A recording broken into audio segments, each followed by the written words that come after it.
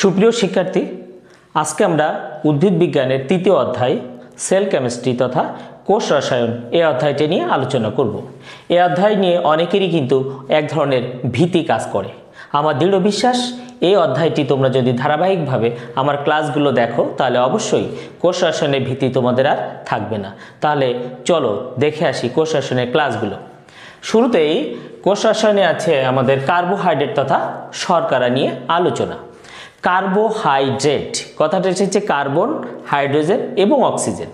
এই তিনটি carbon, hydrogen এবং অক্সিজেন তিনটি উপাদান নিয়ে গঠিত যে যৌগ তাকে বলা হয়েছে কার্বোহাইড্রেট। কার্বোহাইড্রেট নামকরণ করা হয়েছে হাইড্রেটস অফ কার্বন থেকে, অর্থাৎ কার্বনের জলায়ন। কার্বনের জলায়ন অর্থাৎ হলো কি জিনিস, কার্বনের সাথে এখনো পানি যুক্ত হয়ে যে যৌগ গঠন করে তাকে বলা হয়েছে কার্বনের জলায়ন। আর এই হাইড্রেটস অফ কার্বন থেকেই এই কার্বোহাইড্রেট তথা শর্করা নামকরণ করা হয়েছে। কার্বোহাইড্রেট আমাদের দেহের কিন্তু গাঠনিক এবং সঞ্চয়ী উপাদান। আমাদের শরীর তৈরি হয়েছে বা কোনো জীবের শরীর তৈরি হয়েছে এবং শরীরের মধ্যে যে সঞ্চয়গুলো জমা থাকে সেগুলো কার্বোহাইড্রেট রূপেই জমা থাকে। যেমন আমরা জানি উদ্ভিদের সঞ্চিত খাদ্যের নামই হলো শ্বেতসার বা স্টার্চ এবং প্রাণীর সঞ্চিত খাদ্যের নামই হলো গ্লাইকোজেন। এই সঞ্চিত খাদ্যগুলো সবই কিন্তু কার্বোহাইড্রেট তথা শর্করা থেকেই সৃষ্টি হয়েছে। উদ্ভিদের শুষ্ক ওজনের প্রায় 50 থেকে 80% থাকে কার্বোহাইড্রেট। কার্বোহাইড্রেট সাধারণ একটা অনুপাত দেখছি আমরা, কার্বন, হাইড্রোজেন এবং অক্সিজেনের অনুপাত থাকে 1:2:1। এই অনুপাত থাকলেই যে সেটাকে আমরা কার্বোহাইড্রেট বলবো এমনটি না, আবার এই অনুপাতের বাইরেও কিন্তু আমাদের কার্বোহাইড্রেট রয়েছে, সেগুলো ব্যতিক্রমের মধ্যে। তারপর একটু দেখা যাক এই অনুপাতের সাথে মিল নাই তারপরেও আমরা তাকে কার্বোহাইড্রেট বলতেছি, এমন একটা উদাহরণের সাথে আমরা দেখে আসি। যেমন দেখো ডিঅক্সিরাইবোজ শর্করা, ডিঅক্সিরাইবোজ শর্করা। ডিঅক্সিরাইবোজ শর্করা এর আণবিক সংকেত যদি দেখা যায় C5H10O4, এই হলো আমাদের শর্করা। এখানে কিন্তু 1:2:1 অনুপাতটি নাই, তারপরেও এটা কিন্তু 5 কার্বন বিশিষ্ট একটি শর্করা। তাহলে এটা কিন্তু একটা ব্যতিক্রম। ডিঅক্সিরাইবোজ শর্করা যদিও তার অনুপাত 1:2:1 না, তারপরেও কিন্তু এটা একটা 5 কার্বন বিশিষ্ট শর্করা। তাহলে ওকে ফাইন। এরপরে আমরা পরেরটা দেখে আসি। যদিও এই অনুপাত থাকা সত্ত্বেও তাদেরকে আমরা কার্বোহাইড্রেট বলছি না, এরকম কিছু উদাহরণ আমাদের মধ্যে আছে, সেগুলো আমরা এর পরেরটা দেখে আসি। দেখো এর পরের উদাহরণটা যদি আমরা একটু ফলো করি, ফর্মালডিহাইড। Formaldehyde HCHO। ফর্মালডিহাইডের আণবিক সংকেত HCHO। এখানে কিন্তু অনুপাতটা ঠিক আছে 1:2:1, তারপরও ফর্মালডিহাইড কিন্তু কার্বোহাইড্রেট নয়। অনুরূপ আরেকটি যদি আমরা লক্ষ্য করি, যেমন acetic acid. Acetic acid, acetic acid, এটার আণবিক সংকেত CH3COOH, অ্যাসিটিক অ্যাসিড।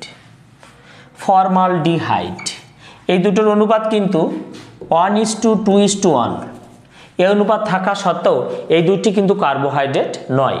আবার এটার অনুপাত কিন্তু 1:2:1, এটা না, তা সত্ত্বেও কিন্তু আমরা ডিঅক্সিরাইবোজকে কার্বোহাইড্রেট বলছি। তাহলে আমরা খুব সহজেই বুঝতে পেরেছি যে সাধারণত 1:2:1 এই অনুপাতে থাকে, তবে এই অনুপাতের বাইরে গিয়েও সেগুলো কার্বোহাইড্রেট হয়। আবার অনুপাত থাকা সত্ত্বেও সেগুলোকে কার্বোহাইড্রেট বলি না, সেগুলো হলো আমাদের এই ব্যতিক্রম, এগুলো আমাদের কার্বোহাইড্রেট নয়। তাহলে এগুলো আমরা মুছে দিলাম। এরপরে আসা যাক কার্বোহাইড্রেটকে আমরা কিভাবে ভাগ করা হয়েছে। কার্বোহাইড্রেট শ্রেণী বিভাগ করা হয়েছে। কার্বোহাইড্রেটের শ্রেণী বিভাগ, কার্বোহাইড্রেট শ্রেণী বিভাগ প্রথমত 3 ভাগে ভাগ করা হয়েছে। একটা স্বাদের ভিত্তিতে বা টেস্টের ভিত্তিতে, কার্বোহাইড্রেট খেতে কেমন, টেস্টটা কেমন, টেস্টের ভিত্তিতে 2 ভাগে ভাগ করা হয়েছে। একটা হলো সুগার, একটা হলো নন সুগার। যেগুলো সুগার অর্থাৎ খেতে যেগুলো মিষ্টি, দানাদার, পানিতে দ্রবণীয়, সাদা বর্ণের, সেগুলোকে আমরা সুগার বলে থাকি। সুগার, সুগারের উদাহরণ কি, গ্লুকোজ, ফ্রুক্টোজ, সুক্রোজ। এগুলো আমরা দেখেছি সাদা বর্ণের পানিতে দ্রবণীয় এবং দানাদার। আর যেগুলো সাদা বর্ণের নয়, পানিতে অদ্রবণীয়, এবং যেগুলো স্বাদে মিষ্টি নয়, সেগুলো হলো নন সুগার, যেমন স্টার্চ, সেলুলোজ, গ্লাইকোজেন। আমরা কোষ রাসায়নিক ক্লাসের শেষের দিকে অবশ্যই আমাদের আলোচনার এর পরের ক্লাসগুলোতে আলোচনার শেষের দিকে স্টার্চ, সেলুলোজ, গ্লাইকোজেন এগুলোর গঠন আমরা দেখব, সুক্রোজের গঠন আমরা দেখব, তখন খুব সহজে এগুলো সম্পর্কে আরও বিস্তারিত জানা যাবে। এরপর চলে আসি রাসায়নিক গঠন অনুসারে, এর রাসায়নিক গঠন অনুর ভিত্তিতে কার্বোহাইড্রেটকে কয় ভাগে ভাগ করা হয়েছে। রাসায়নিক গঠন অনুপাতের ভিত্তিতে কার্বোহাইড্রেটকে 4 ভাগে ভাগ করা হয়েছে। যেমন একটা হলো মনোস্যাকারাইড, ডাইস্যাকারাইড, অলিগোস্যাকারাইড আর পলিস্যাকারাইড, 4 ভাগে ভাগ করেছি। Monosaccharide, disaccharide, oligosaccharide, polysaccharide. একটু মজা করে যদি মনে রাখতে চাই তাহলে মোনো, ডাই, অলি, পলি। মোনো, ডাই, অলি, পলি আমরা 4 ভাগে ভাগ করেছি। মনোস্যাকারাইড অর্থাৎ যদি একটা সরল শর্করা থাকে তাকে আমরা বলে থাকি মনোস্যাকারাইড। তারপর আসি ডাইস্যাকারাইড অর্থাৎ 2টা মনোস্যাকারাইড মিলে তৈরি হয়েছে ডাইস্যাকারাইড, যেমন আমরা সুক্রোজকে দেখে আসছি, এটা একটা ডাইস্যাকারাইড। তারপরে অলিগোস্যাকারাইড অর্থাৎ 3 থেকে 10টি মনোস্যাকারাইড মিলে তৈরি হয়েছে অলিগোস্যাকারাইড।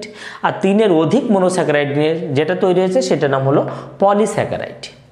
তারপরে আছে বিজারণ ক্ষমতার ভিত্তিতে কার্বোহাইড্রেটকে 2 ভাগে ভাগ করা হয়েছে, একটা রিডিউসিং শর্করা, একটা নন রিডিউসিং শর্করা।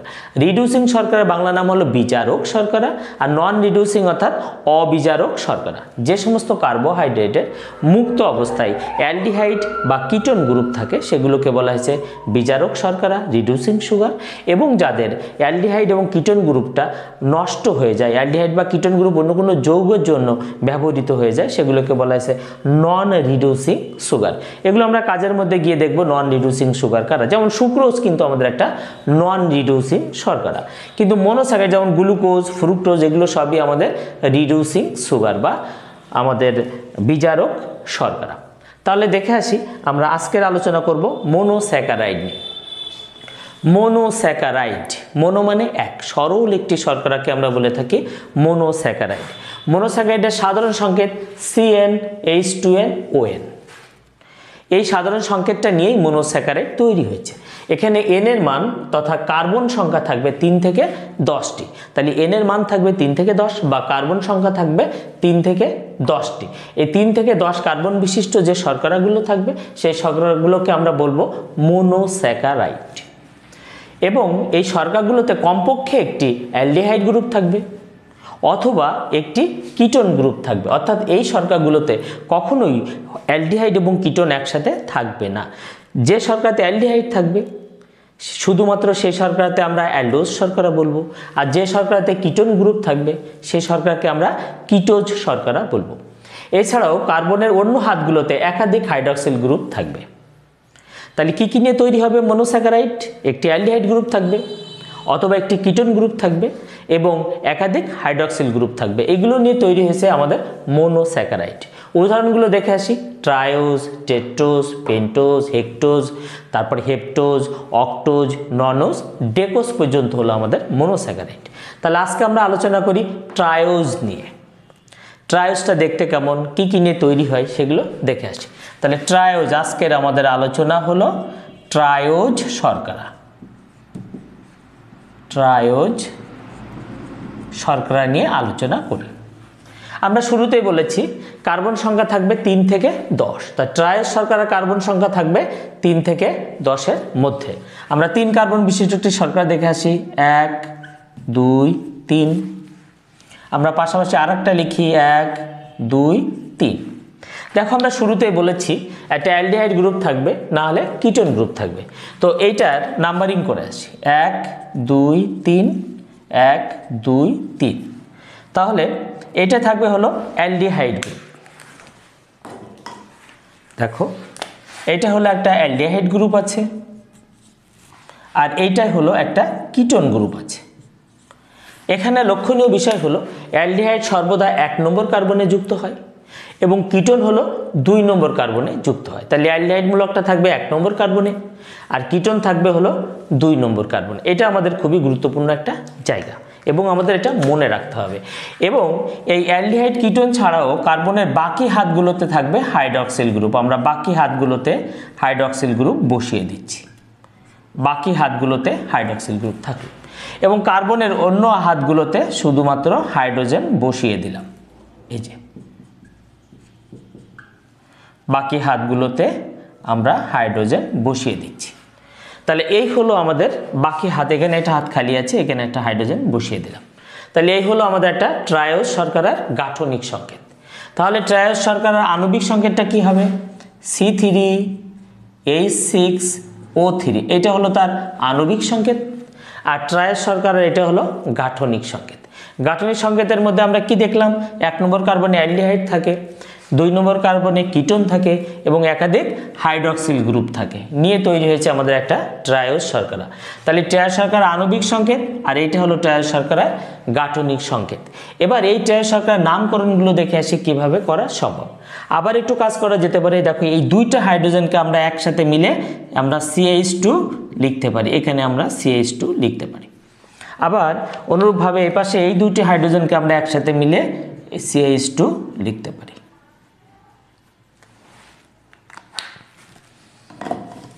খুব সহজে বুঝতে পারলাম। এবার এটার নাম কি দেখে আসি। এটার নাম কিন্তু অ্যালডোজ শর্করা। তাহলে এর একটা পার্সোনাল নাম আছে, সেটাকে আমরা বলবো গ্লিসারালডিহাইড। গ্লিসারালডিহাইড। দেখো এইটা অ্যালডিহাইড দিয়ে তৈরি করা হয়েছে। এই শর্করার নাম হলো গ্লিসারালডিহাইড। এটা কিন্তু অ্যালডোজ শর্করা। অ্যালডোজ, কারণ অ্যালডোজ কেন? এটা অ্যালডিহাইড দিয়ে তৈরি হয়েছে। এবং যেটা কিটোন দিয়ে তৈরি হয়েছে এটার নাম হলো ডাইহাইড্রক্সি অ্যাসিটোন। ডাইহাইড্রক্সি অ্যাসিটোন, এটা হলো ডাইহাইড্রক্সি অ্যাসিটোন। এবং এটা কি ধরনের শর্করা? কিটোজ শর্করা।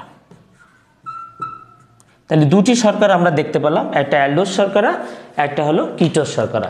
এটার নাম হলো গ্লিসারালডিহাইড আর এটার নাম হলো ডাইহাইড্রক্সি অ্যাসিটোন। দেখো এদের মুক্ত অবস্থায় অ্যালডিহাইড আছে, মুক্ত অবস্থায় কিটোন আছে। অবশ্যই এই দুটো তাহলে আমাদের কি শর্করা হবে? বিজারক শর্করা তথা রিডিউসিং সুগার, কারণ এদের মুক্ত অবস্থায় অ্যালডিহাইড আছে, মুক্ত অবস্থায় কিটোন আছে। তাহলে আমাদের ট্রায়োজ সম্পর্কে খুব সহজেই ধারণা হয়ে গেল। ট্রায়োজ শর্করা দুই ধরনের হয়, একটা হলো অ্যালডিহাইড দিয়ে হয়, একটা হলো কিটোন দিয়ে হয়। ট্রায়োজের পরে আমরা চলে যাই টেট্রোজ শর্করা। এরপরে চলে আসি আমরা টেট্রোজ শর্করা। আমাদের 2 নম্বর আলোচনা হলো টেট্রোজ। টেট্রোজ শর্করা। শুরুতে এর আণবিক সংকেতটা দেখে আসি। আণবিক সংকেত, আণবিক সংকেত টেট্রোজ। তাহলে কার্বন সংখ্যা হবে 4, তাহলে এখানে n এর মান হবে 4, তাহলে C4H8O4। এটা হলো আমাদের টেট্রোজ শর্করা, C4H8O4। এরপরে চলে আসে এর গাঠনিক সংকেত।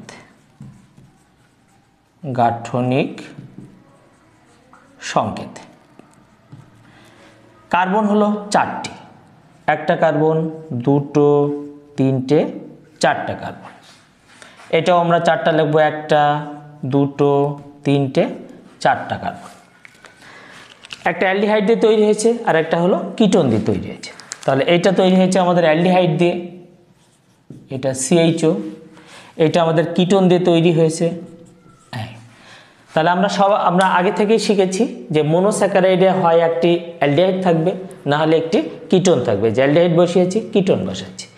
নাম্বারিংগুলো ঠিক করে ফেলি।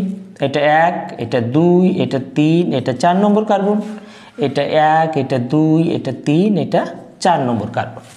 কার্বনের বাকি হাতগুলোতে হাইড্রক্সিল গ্রুপগুলো বসে যাবে। এই যে বাকি হাতগুলোতে আমরা হাইড্রক্সিল গ্রুপগুলো বসায় দিলাম। এখানেও বাকি হাতগুলোতে হাইড্রক্সিল গ্রুপগুলো বসিয়ে দিলাম। Okay fine. তাহলে আমরা খুব সহজে হাইড্রক্সিল গ্রুপগুলো বসালাম, অ্যালডিহাইড বসালাম, কিটোন বসালাম। কার্বনের বাকি হাতগুলোতে আমরা হাইড্রোজেন বসে ফেলি। বাকি হাতগুলোতে আমরা হাইড্রোজেন বসায় দিলাম। বাকি হাতগুলোতে আমরা হাইড্রোজেন বসিয়ে দিলাম। এই যে হাইড্রোজেন বসে গেল বাকি হাতগুলোতে। তাহলে এবার একটু গুণে দেখি, কার্বন 4টা ঠিকঠাক আছে, হাইড্রোজেন 8টা, 1টা 2টো 3টে 4টে 5টা 6টা 7টা 8টি হাইড্রোজেন, ঠিক আছে। অক্সিজেন 4টা, 1টা 2টো 3টে 4টা, এ পাশেও আমাদের ঠিক আছে। কার্বন সংখ্যা এবং হাইড্রোজেন সংখ্যা এবং অক্সিজেন সংখ্যা ঠিক আছে। এখানে হাইড্রোজেন 1টা 2টো 3টে 4টে 5টা 6টা 7টা 8টা, ওকে ফাইন। তাহলে কার্বন হাইড্রোজেন সব ঠিকঠাক মতো আছে। এটা অ্যালডিহাইড দিয়ে তৈরি হয়েছে আর এটা হলো কিটোন দিয়ে তৈরি হয়েছে। এখন দেখা যাক এইটার নাম কি। এটার নাম হলো এরিথ্রোজ বা ইরিথ্রোজ। এটার নাম হলো ইরিথ্রোজ। যেটা অ্যালডিহাইড দিয়ে তৈরি হয়েছে এটার নাম হলো ইরিথ্রোজ, আর যেটা কিটোন দিয়ে তৈরি হয়েছে এটার নাম হলো ইরিথ্রোলোজ। ইরিথ্রোলোজ, এটা কিটোন দিয়ে তৈরি হয়েছে এটার নাম হলো ইরিথ্রোলোজ, আর যেটা অ্যালডিহাইড দিয়ে তৈরি হয়েছে সেটার নাম হলো ইরিথ্রোজ। কিন্তু এখানে একটা বিষয় আছে, এর দূরবর্তী কার্বনকে আমাদের এখন শনাক্ত করতে হবে।